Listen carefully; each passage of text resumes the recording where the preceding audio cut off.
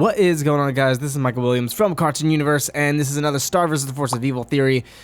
I guess it's more of a speculation video than a theory, but I wanted to talk about Yada Yada berries because we saw that someone was trying to take Eclipsa out for good. Welcome to Disney Channel. We have assassination attempts in our show. Oh boy. Now what's interesting is at the end of this episode, we don't actually know who exactly was trying to Yada Yada Eclipsa. So I wanted to go down the list of possible suspects that we know of, or if there's even any suspects at all. Let's get into it. So the first possibility is that it doesn't really matter who the assassination attempt was carried out by, because it seems like the point of this episode was to show how hated she was, like really emphasize how much humans dislike her and show the audience that she really does truly want to earn people's trust. So the point of the episode may not have been who's trying to kill Eclipsa, but rather how is Eclipsa going to handle this situation and how is Muni reacting to Eclipsa in a deeper level. That it seems like Sherry kind of had some secrets, and the fact that she's now turned to stone forever leads us to believe that we're never going to see those secrets, so there is a possible answer lingering,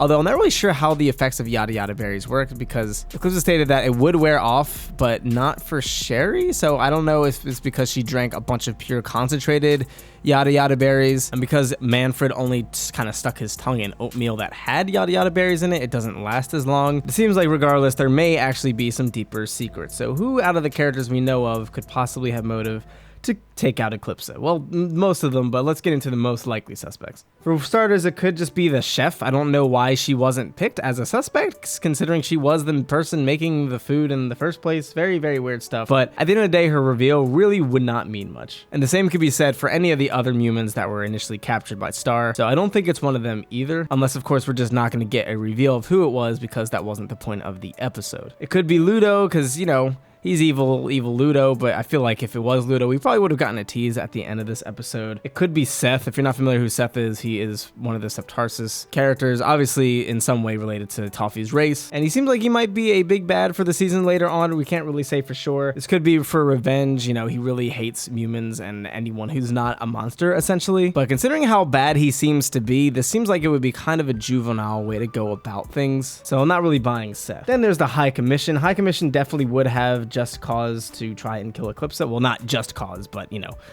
it makes sense. They really don't trust her, and it would obviously make their characters even more complicated, because we kind of see them kind of jump back and forth between being good and not so good. They really tote that line between what's acceptable, what's ethically okay, and I think this would take it to another level and possibly create some more conflict between Star and the High Commission, and it would be very interesting to see such a conspiracy go down within Muni. Then there's Rasticore. Now I don't really buy Rasticore because he seems to be out for the count at the moment. Okay, he has definitely been they nerfed my boy Rasticore. They did him dirty. Now you could argue that because he doesn't really have his strong prowess anymore, that he's doing this in a cowardly way as, you know, his own form of revenge. And obviously Eclipsa is the mother of Meteora, and he was kind of Meteora's right-hand man, so to speak, besides Gemini, of course, but you know, we don't care about Gemini. So it's possible he did this as a flimsy attempt at her life because he knows he can't fight anybody in this state. And obviously we kind of took it as a joke that Star and Marco were approaching him, and he really did not want them to come over. And it seemed like it was just because of how small he was and how he was probably going to get roasted, but it also could be because he's guilty and he knows he's guilty. Then there's Mina Loveberry. So obviously she would have similar reasons for the humans to take Eclipsa out to kind of restore balance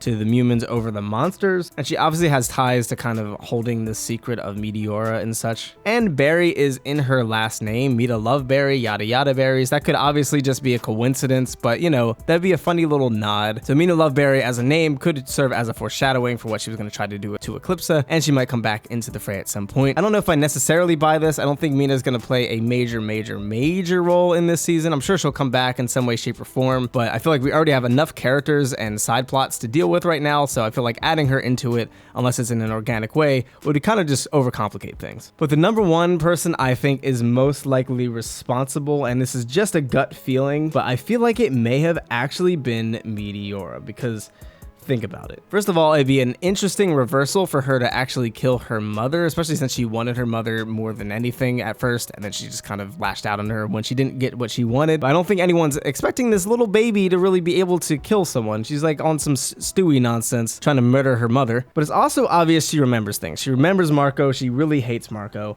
And Eclipsa even hinted that if she did remember what happened before she turned into a baby, it would be bad for all of them, for everyone. And that includes Eclipsa. And this could be revenge for her bodying her and turning her back into the baby in the first place. And also maybe so she could become queen somehow, maybe use the wand to become an adult again. I'm not sure how that would work, but I think Meteora would serve as a great twist who's trying to kill Eclipsa.